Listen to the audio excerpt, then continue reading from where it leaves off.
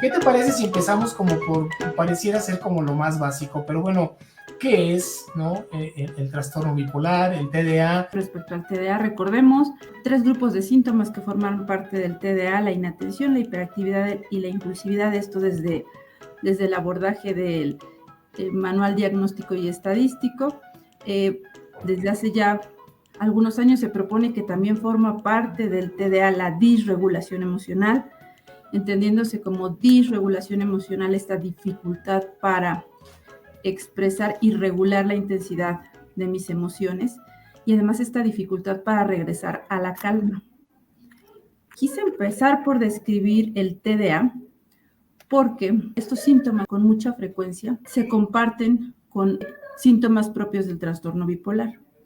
Y esto hace que, sobre todo en la edad adulta, se confundan o se diagnostique al TDA como trastorno bipolar. Entonces, de ahí la necesidad de hablar de ambas entidades. Ahora quiero hablar del trastorno bipolar. ¿Qué es el trastorno bipolar? El trastorno bipolar es un trastorno caracterizado por depresión, y para hablar de depresión, tristeza y anedonia o dificultad para disfrutar de las cosas como síntomas principales por mínimo 2 semanas, y manía. ¿Qué es la manía? Y es justo por este estado, la manía, lo que se confunde el TDA con el trastorno bipolar. La manía se caracteriza por un aumento de energía, un aumento de actividad, un aumento en la inquietud, aumento de la rapidez del lenguaje, que recuerden, pues también nuestros pacientes con TDA tienen esta característica, hablan más rápido. También hay inatención en el trastorno bipolar, pero aquí hay una diferencia grande. En el TDA hay una dificultad para mantener la atención. En el trastorno bipolar, la inatención se justifica porque el pensamiento está muy acelerado. En la manía específicamente también hay irritabilidad o euforia. Y bueno, también los pacientes con TDA suelen cursar con mucha frecuencia con irritabilidad. Uno de los diferenciadores más grandes entre trastorno bipolar y trastorno por déficit de atención e hiperactividad, uno es la edad de inicio. En el TDA, la edad de inicio se da desde los primeros años de la vida, y en el trastorno bipolar suelen debutar en torno a los 20 años, en algunos casos desde la adolescencia. Entonces, estos van a ser diferenciadores muy importantes para entender si se trata de una u otra entidad. Ahora me gustaría platicarles de cuando tenemos trastorno bipolar, qué tan frecuente es encontrar TDA, y a la inversa. Resulta que si tenemos pacientes con TDA, se describe que en el 8% de los pacientes con TDA en la edad adulta vamos a encontrar trastorno bipolar. Ahora, a la inversa, ¿qué ocurre? Pues ocurre que si tenemos o estamos estudiando pacientes con trastorno bipolar, en el 17% de los casos, hace un rato lo comentaba, y me sigue pareciendo pues una cifra alta, pero es la descrita por los estudios, hasta en el 17% de los casos vamos a encontrar TDA. Si bien es cierto que no es una de las comorbilidades o una de las asociaciones más frecuentes, estamos obligados a tenerlo como diagnóstico diferencial cuando estamos hablando de TDA, sobre todo en adolescencia y edad adulta. Oye, Yariela, ¿qué hay con respecto a la heredabilidad? ¿No? Aquí un poco por la pregunta que hace Amira Habib, ¿no? Que nos dice, bueno, si la madre es bipolar, ¿aumenta la probabilidad de que tenga bipolaridad en lugar de TDA? ¿O cómo está esta situación? Sí. En el 2019 se hizo un estudio en el que se describe que hay genes, específicamente se encontraron 8 genes que comparten información para trastorno bipolar, trastorno por déficit de atención y trastorno límite de la personalidad. Entonces, esto se vuelve muy interesante porque en este mismo estudio nos describen familiares de primer grado de pacientes con TDA tienen más riesgo de desarrollar trastorno bipolar y a la inversa también ocurre. Familiares de pacientes con TDA de primer grado tienen más riesgo de desarrollar trastorno bipolar. Entonces, tener en cuenta que el riesgo está ahí presente y entenderlo como eso también, como un riesgo. No estamos hablando de una asociación necesariamente directa, pero la genética ya está describiendo esta amplia asociación entre estas tres entidades. Claro. ¿Sabes qué me quedé pensando? En este diagnóstico diferencial. Y tú me hablas, bueno, nos hablas de la importancia de tratarlo de manera asertiva desde pequeño. ¿Qué pasa? Pues porque somos, bueno, los médicos, yo ya me estoy incluyendo, pero son seres humanos, o sea, cabe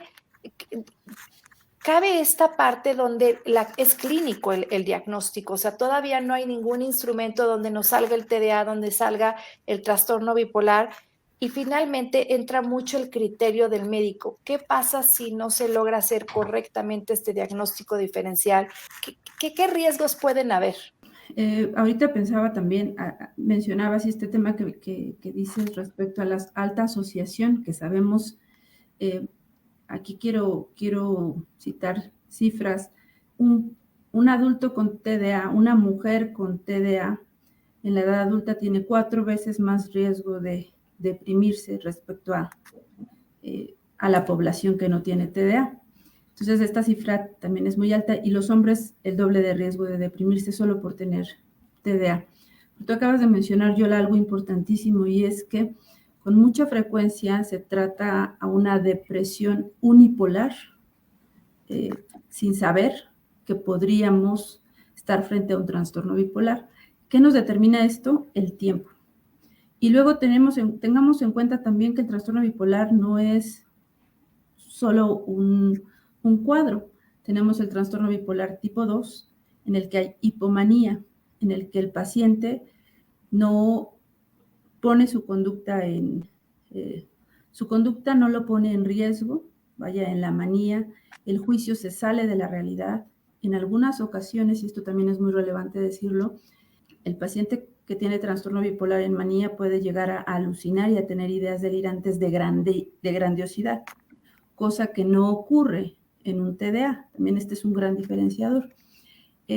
Regresando al tema de la hipomanía, en la hipomanía el juicio no sale de la realidad y esto puede hacer que quien está en hipomanía se sienta más funcional e incluso disfrute estar en hipomanía, pero se sigue poniendo en riesgo, ¿no? Aumentan los gastos, aumenta la hipersexualidad.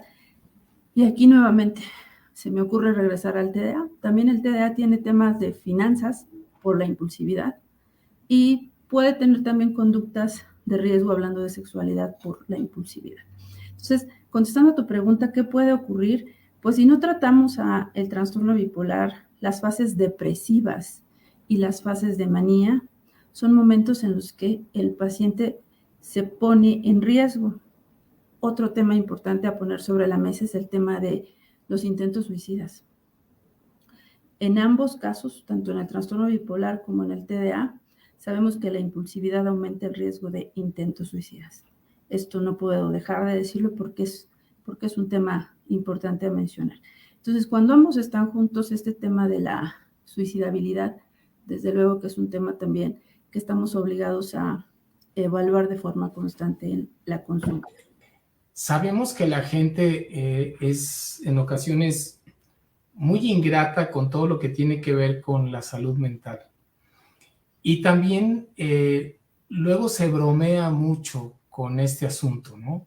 Pero finalmente hay una gran desinformación y abuso de parte de la gente en estos términos y particularmente creo que le pasa al trastorno bipolar. Eso aleja la posibilidad de realmente tener una atención de salud mental.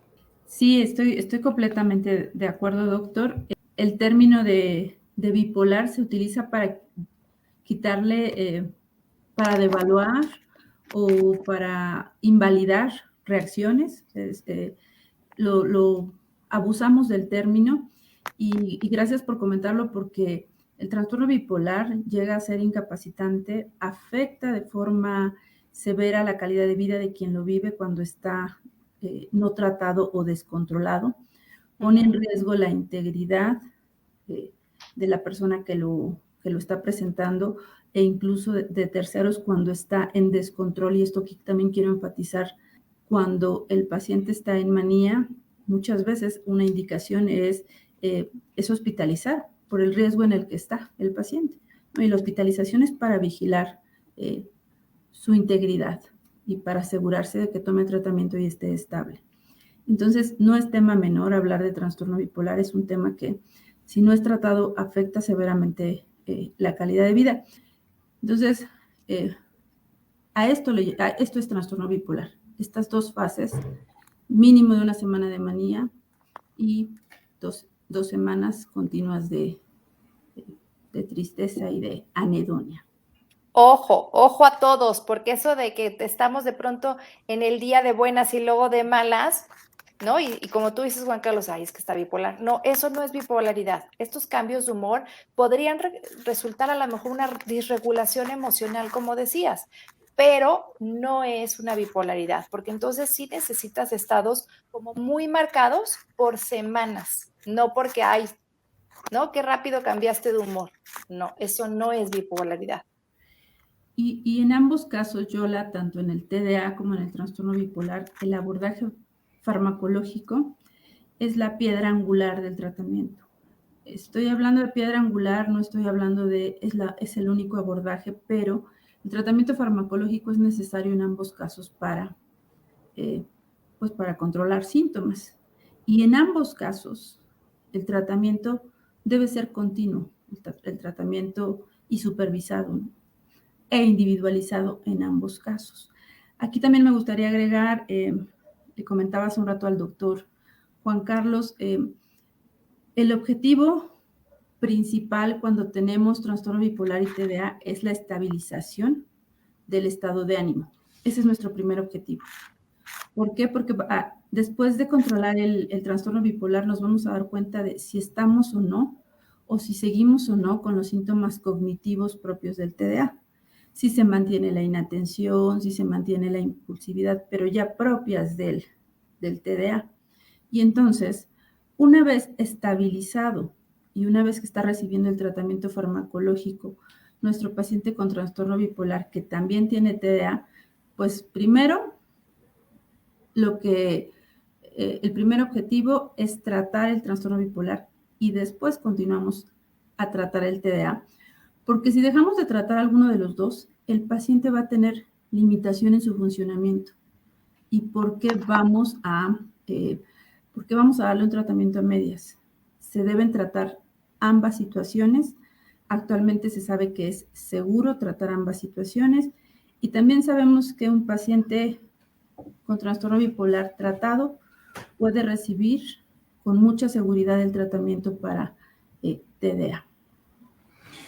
Oye, Yariela, entonces, ¿serían, en términos de tratamiento farmacológico, medicamentos distintos para cada uno de los trastornos o el mismo puede servir para ambos?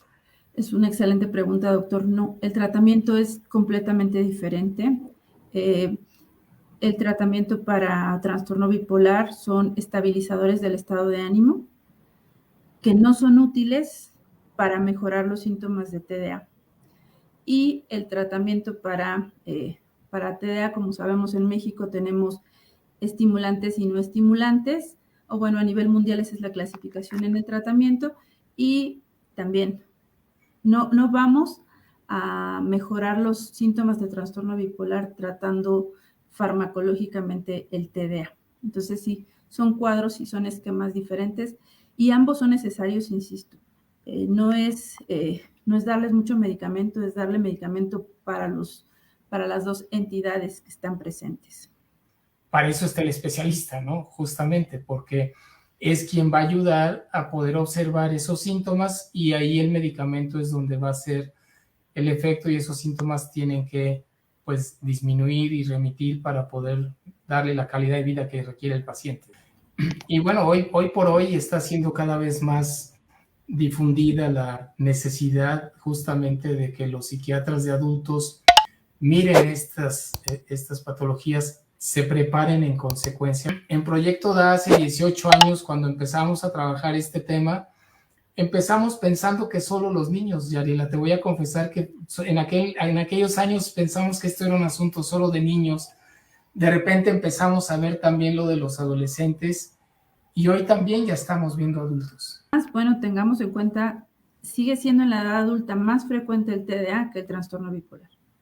Entonces, también desde ese lado estamos obligados a tenerlo en cuenta, sobre todo cuando se vuelve la base de una serie de comorbilidades, ¿no?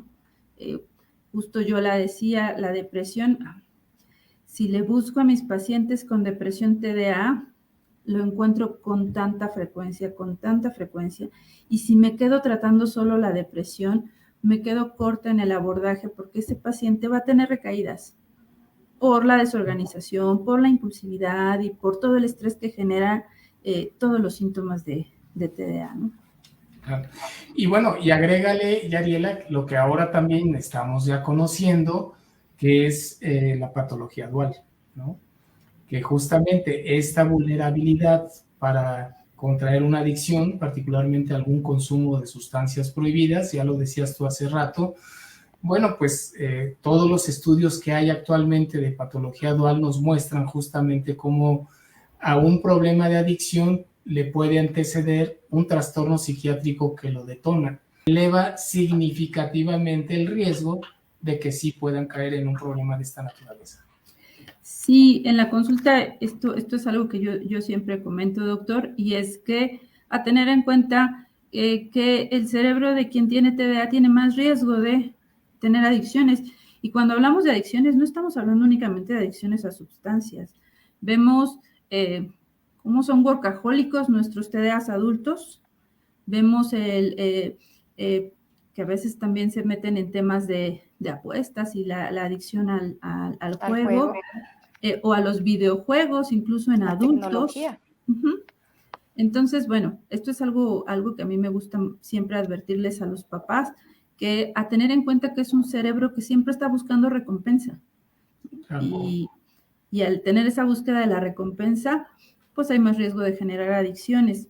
Y también, pues sabemos de esta relación que existe con los atracones, ¿no? La obesidad, ¿no? La comida. También el sexo pueden provocar problemas más serios de lo que de por sí ya la sintomatología le acarrea a una persona como para que no le prestemos atención, ¿no? Y en el caso del trastorno bipolar, Yariela, ¿qué tanto hay esto de también la vulnerabilidad hacia este tipo de problemas de adicciones o de otras situaciones que eleven el riesgo de las personas? La asociación principal es a sustancias. Y esto tiene mucho sentido porque la búsqueda de el efecto de sustancias en un momento en el que yo estoy deprimido, recordemos, la bipolaridad consiste en la alternancia de estos dos estados y también en la presencia de momentos de estabilidad o eutimia. Pues cuando el paciente está en eutimia y ha conocido la hipomanía o la manía, busca a través de sustancias poder tener esas sensaciones que llega a tener en estas otras dos etapas, ¿no? Sobre todo, pues a través del alcohol o sustancias que estimulen la cognición y el estado de ánimo. Ahora, dijiste que hace ratito que el medicamento era como la piedra angular, ¿no? ¿Qué más hay en el tratamiento? En ambos, el tratamiento es la piedra angular, y cuando digo piedra angular, vamos a manejarlo mejor como lo manejan en las guías canadienses, que es por pasitos o por escalones. Hablando del TDA, el primer paso en cualquier diagnóstico que tenga que ver con salud mental y no salud mental es la psicoeducación. Ese es el primer paso. Yo tengo que saber en qué consiste mi diagnóstico, qué consiste mi tratamiento, cuál es el pronóstico y, bueno, el tratamiento a través de la terapia, que igual que en el TDA, la terapia cognitivo-conductual forma parte del abordaje terapéutico para el trastorno bipolar. En ambos casos, el apoyo de la familia es otro factor muy necesario. Hablando de trastorno bipolar, el paciente con trastorno bipolar no suele darse cuenta cuando empieza a estar en manía. Y quienes nos ayudan a detectar estos síntomas son los familiares. Para esto el familiar también tiene que tener psicoeducación. Hablando de TDA, muchos síntomas, el paciente que tiene TDA no los reconoce o los vive como ajenos. Entonces, quien nos ayuda también es la familia. Se trata de ir concientizando y de ir dando banderas rojas en ambos casos, pero bueno, esto lo hacemos a través de la psicoeducación y del apoyo de la familia, siempre de la mano con la familia. ¿Sabes qué he visto, Yariela? Que tienden a normalizar conductas la familia. Se está poniendo Giovanna, ¿se cura el TDA? ¿Se cura el trastorno bipolar? ¿Qué pronóstico hay? Porque tú dijiste que podía ser muy bueno, siempre esté bien tratado, ¿pero se cura? No se cura. Yo voy a contestar con la verdad porque es lo que tengo que hacer. Es una condición de vida y es una condición crónica. A mí me gusta mucho hacer la diferencia entre crónico y degenerativo. El que sea crónico es que se va a mantener. El que empeore o el que degenere, eso va a depender de el que esté en tratamiento. Entonces, no se cura. Hay actualmente literatura que describe que el 80% de los pacientes con síntomas en la infancia se mantienen con síntomas hacia la edad adulta. Y el resto, ¿qué ocurre? Pues resulta que muchos de ellos aprenden a compensar. No es que se curen, es que aprendieron a compensar, aprendieron a que si se me pierde todo, pues tengo lugares específicos para que si no recuerdo las cosas, anoto que me vuelvo súper organizado. Entonces, no se cura y el trastorno bipolar tampoco se cura. Pero esto no es para desanimarlos, esto es para responderles a la pregunta, pero la buena noticia es que no tiene por qué ser condiciones que generen sufrimiento siempre y cuando estemos en tratamiento y estemos con el abordaje terapéutico y construyamos redes de apoyo y nos mantengamos informados y nos mantengamos apegados a hacer lo que tenemos que hacer.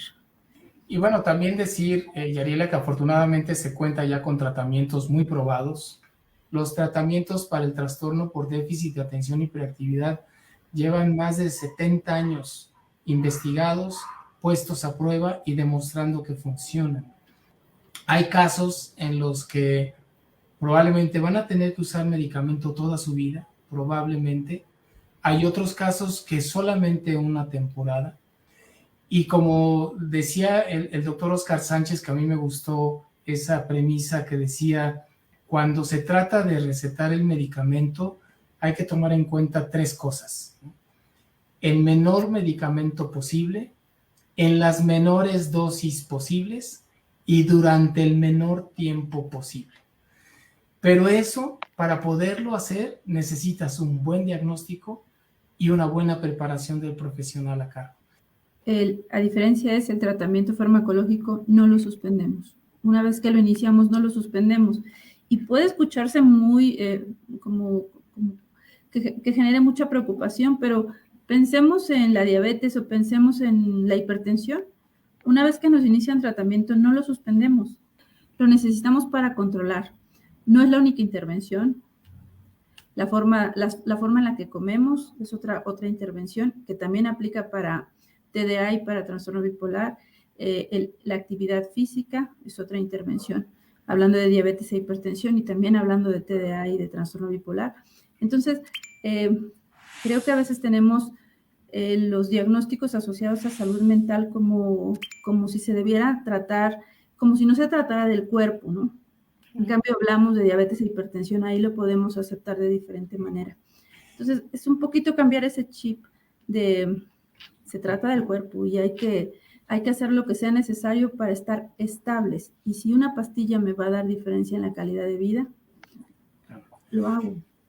Cuando tú conoces tu padecimiento y reconoces lo que el medicamento hace en ti para tu beneficio, pues conocemos muchos pacientes que están así, pero encantados de poder tener el acceso al medicamento y viven felices gracias al tratamiento que reciben.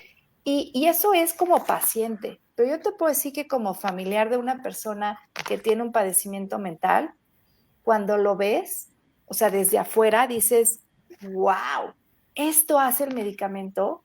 O sea, ahorita mi hijo pudo haber estudiado en media hora lo que normalmente hacen 2 horas. O sea, ahorita no tuvo que dar 30 vueltas a la cocina porque todo se le olvidaba. O sea, dices, esto es tener calidad de vida. Cuando puede relacionarse mejor con sus compañeros, cuando es aceptado en el grupo porque ya no interrumpe la conversación, porque ya no se distrae, porque sí, o sea, ahí es cuando dices, vale la pena. Tú dabas ejemplos, Yola, de TDA, pero yo quiero regresar al trastorno bipolar Sí. y aquí ver que alguien que estaba con una depresión profunda, que vuelve a trabajar, que vuelve a tener actividades diarias, que vuelve a compartir con su familia, que vuelve a disfrutar y que vuelve a dejar de ver la vida como algo que, como un lugar en donde quiero estar, también es algo de por qué me voy a privar si una pastilla hace esa diferencia. El tema de las ideas suicidas suelen estar presentes tanto en la depresión como en la manía. Entonces, si el tratamiento farmacológico me va a hacer que mi paciente deje de estar en riesgo o mi familiar, ¿por qué no permitir que se tome el tratamiento? Permitan que quien les indica se haga responsable y les resuelva las dudas respecto al tratamiento. También tengan en cuenta que el medicamento tampoco es magia y tampoco de la noche a la mañana ya se tomó el medicamento y entonces va a cambiar drásticamente y va a ser feliz, ¿no? No, lleva también un tiempo, ¿no? Los tratamientos farmacológicos para este tipo de padecimientos requieren de un tiempo para que pueda ser bien asimilado, para que la dosis pueda regularla. Y entonces, esa comunicación muy cercana con el médico tratante es fundamental para lograr ese proceso que sea de lo más amigable también y permita llegar a tener la dosis indicada y que por supuesto pueda avanzar, ¿no? Estamos hablando de tratamientos que están bien probados y con muy buen pronóstico para los pacientes. Estamos en otra época. Años atrás se intentaba con todo para ver a qué se respondía, es una realidad. Actualmente ya no. Actualmente ya tenemos mucha evidencia de con qué tratamientos sí responde.